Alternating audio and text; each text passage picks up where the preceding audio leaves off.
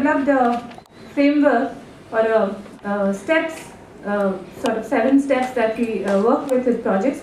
And the first step starts with a simple situational analysis. And this has 3 components. Assessing the context. What is the context that the project or program works in? This context, a part of the context is what is the national commitment to gender, because that's something a project is bound to. If there is a national commitment, that's something you're bound to deliver on. What is the commitment of the donor, let's say? If you're working on a CEDA-funded project, then you have to ensure, a project has to ensure that you also meet the CEDA requirements of gender equality. That is the context that you're working in, and that's very important. At the same time, gender mainstreaming has to be very firmly anchored in what the organization capacity is. You clearly have to do what you can do. Of course, you can build capacities, but it has to be very firmly anchored in what the current capacities are. An example is that there is really no point going in for a very large gender-based survey if you don't have the field staff, if you don't have women surveyors, let's say, who are trained in PRA techniques. And if you can't muster enough additional resources to be able to do that, there's really no point doing it. Then you might as well find some other way of doing it or budget for that kind of activity. So that's a very important component. The third and the most important aspect of situational analysis is what is it that the men and women in the community want by way of gender.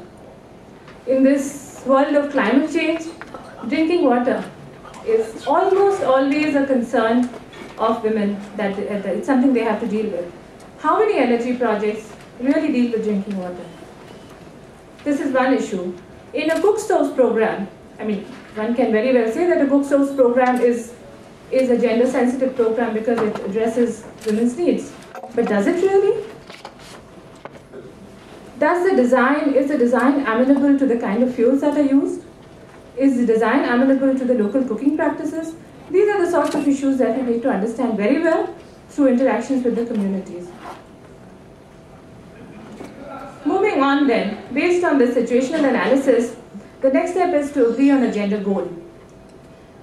And what I mean by a gender goal is like this. You can, for example, have a biogas program which has a goal of providing clean, safe, and affordable cooking fuel to women. And I think that's a pretty good goal by itself. You can do that. And what you would need to do in terms of gender mainstreaming then is to have a process that ensures that women's specific needs, like I mentioned before, of cooking practices and so on, are addressed in the design. It's done that way. That's one level of a gender goal. The second level of gender goal could be that you could use a biogas program to economically empower women. How would you do that? You would involve them in the supply chain, as masons, as supervisors, as social mobilizers, and things like that. But the kind of activities you would need to implement to be able to get there are completely different.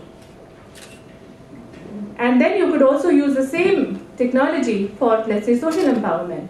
So it's very important to be clear on where we want to go in terms of gender. I think any of these goals are fine, but clarity is very important. And that goal needs to define what the activities are. And then to track progress and have some kind of a feedback system that feeds into modifying the gender goal as required. Now, this is the sort of overall physical steps that we undertake. ENERGIA undertakes. Of course, it varies from project to project, but overall. And when we plug it, when we sort of do it with the projects, it translates into 4 major areas of preparation, of design, of implementation, and monitoring. Now, and all of this has to be very tightly linked to the project cycle. And when I say linked to the project cycle, this is just a small example of what it means to be linked with the project cycle. If you work, for example, if a project is, for example, trying to economically empower women through any technology, let's take cook stoves, and you set yourself a target that women will form so much X percentage of service providers in so many years. At the feasibility stage, then the project needs to clearly identify whether this is feasible at all or not. If there are women in similar trades, can their capacities be built further? What is the additional resources they would need, and so on. The next stage, when the project is doing a baseline study, you need to go further into this. You need to, for example, ensure that all your promotional material is indeed in line with the literacy levels of women. They should be able to read and understand what you're putting out in your promotional material. Where to place promotional material? Oftentimes we find that promotional material is placed at a place which women just don't frequent. This is not uncommon at all, and we've seen it time and again in projects. Where to hold training programs? Community place, or a house, or a neighborhood place, or whatever. What are the local women's institutions that can be used? And then that would determine what the strategies and actions that need to be implemented. And finally, in the monitoring phase, then this could get integrated into the things like the strategic results framework, the progress reporting, and so on. So this is sort of a framework where gender mainstreaming gets integrated into the entire project cycle, into the entire existing project cycle. There are no new activities. Now this is some examples of when we work, like I said, with a couple of energy projects and programs. After going through these steps, they came up with a number of specific activities that they want to incorporate into their strategies.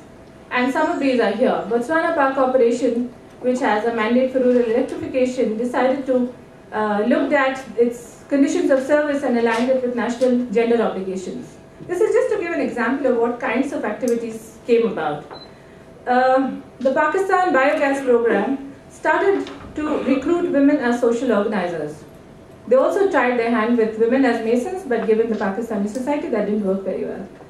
They also started to train women on veterinary care, ensuring that they are able to look after the animals better, which would lead eventually to better sustainability of the plants and better sustainability of the program itself.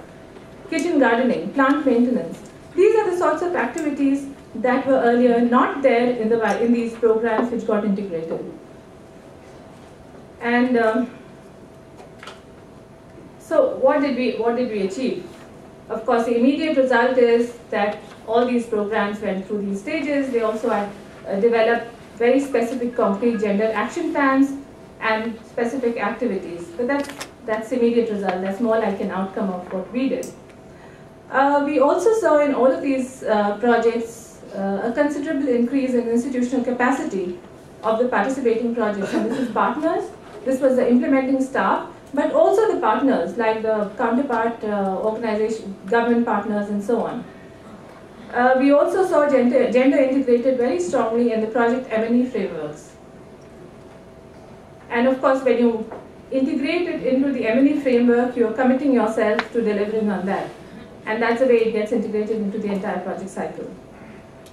And more recently, we've also been seeing that we've started with one specific project, but in the subsequent projects and in other projects of the organization, that also gets in, gender issues also get reflected very strongly.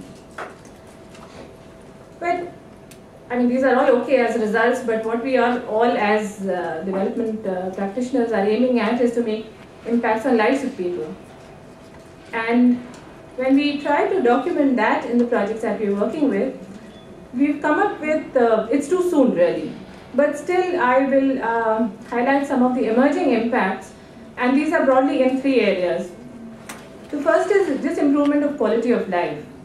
Time saved from biogas because you're collecting less fuel wood and so on, improved health from water supply, and so on, that go directly to improve the quality of life for women.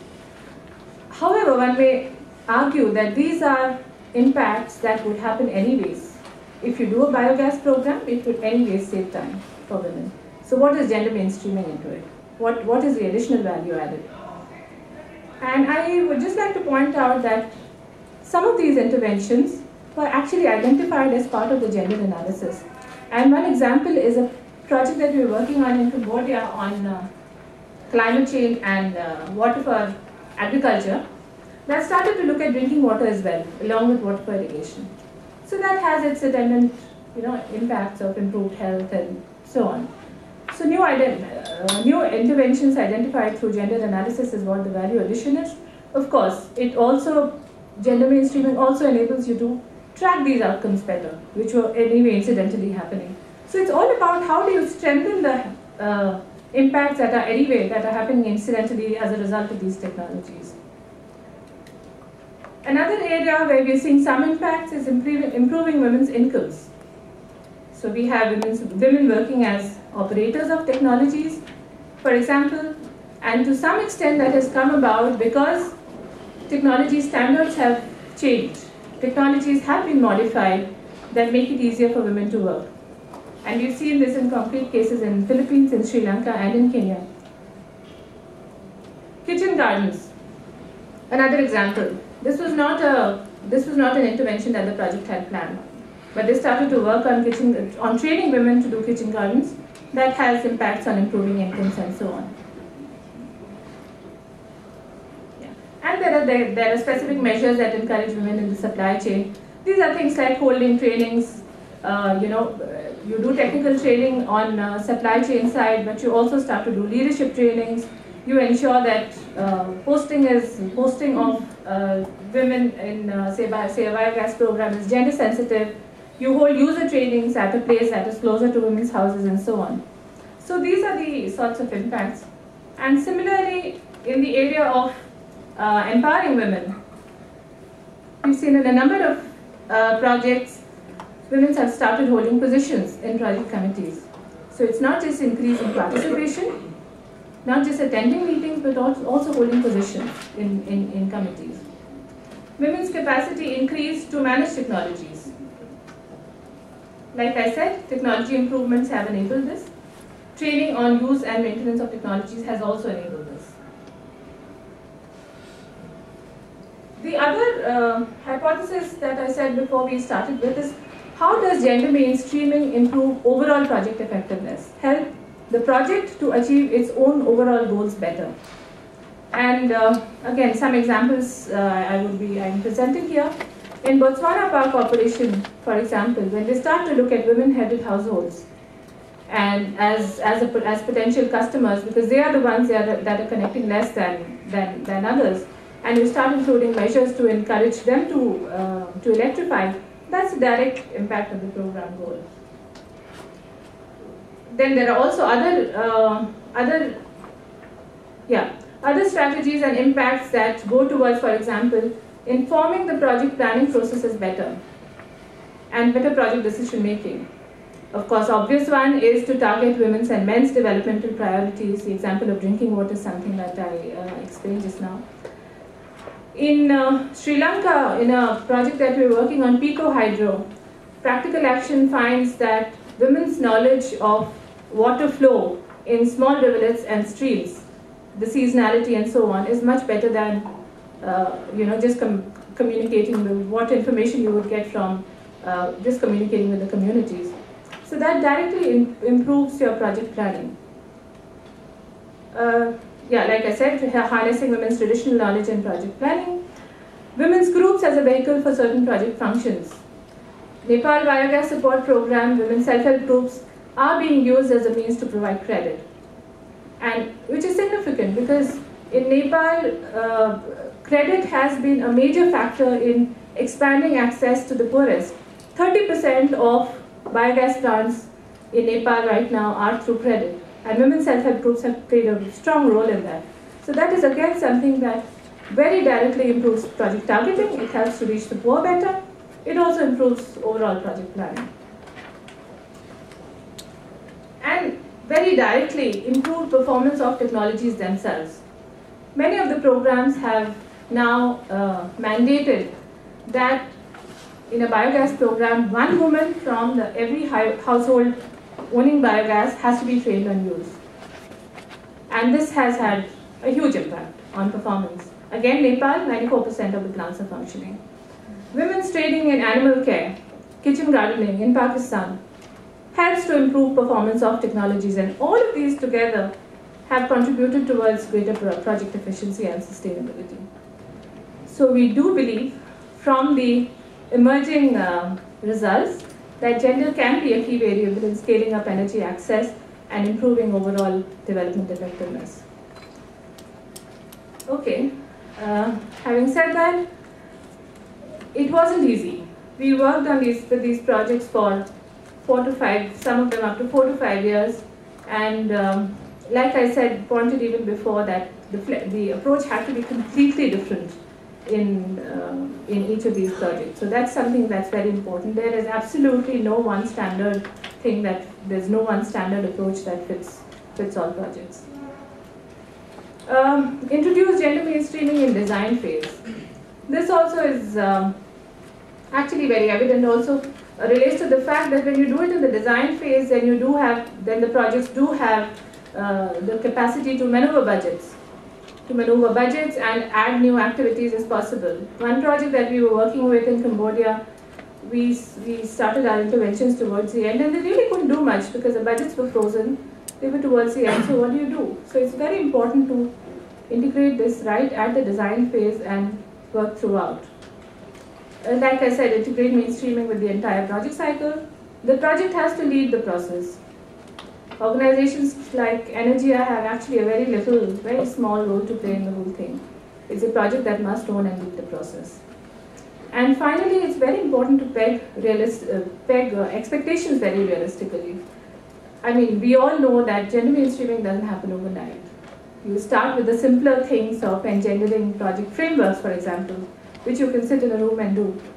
And that slowly brings about changes in organizational attitudes, capacities, and so on. And it's a matter of time before which you can see any impact whatsoever in the field.